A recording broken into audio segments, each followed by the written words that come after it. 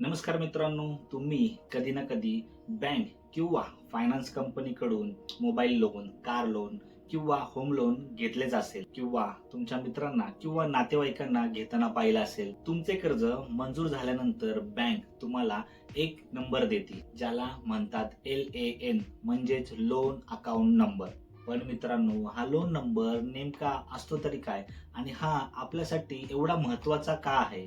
तर मित्रांनो, आज आपण या व्हिडिओमध्ये हेच समजून घेणार आहोत की लोन नंबर म्हणजे नक्की काय. तर मित्रांनो, व्हिडिओ खूप महत्वाचा राहणार आहे.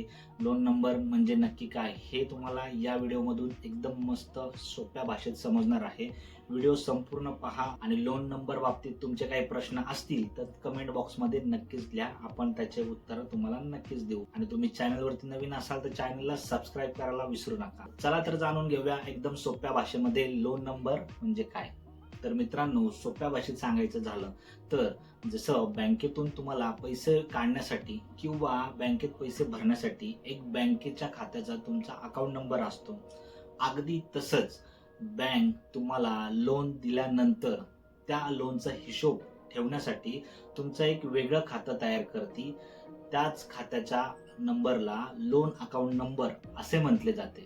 पण मित्रांनो, हा नंबर अगदी युनिक असतो, म्हणजेच हा फक्त आणि फक्त तुमच्याच कर्जाचा नंबर असतो. आता तुम्ही म्हणाल की दादा, लोन तर आम्हाला मिळालं, मग हा लोन नंबर आमच्या काय कामाचा?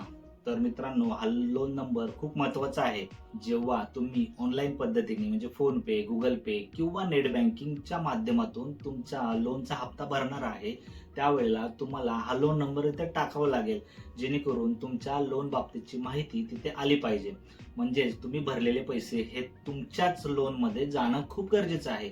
यासाठी हा लोन नंबर तुम्हाला माहिती असणं गरजेचं आहे. दुसरं म्हणजे लोन ट्रॅक करणे.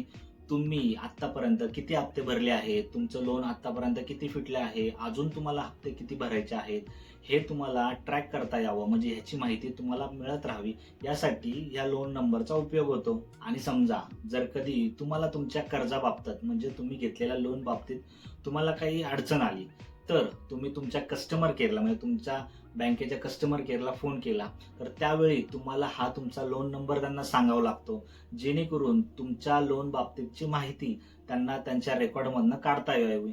पण जर तुम्हाला हा लोन नंबरच माहिती नसेल तर तो कुठून शोधायचा किंवा तो कुठून मिळवायचा? चला तर पाहूया. पहिलं म्हणजे सँक्शन लेटर.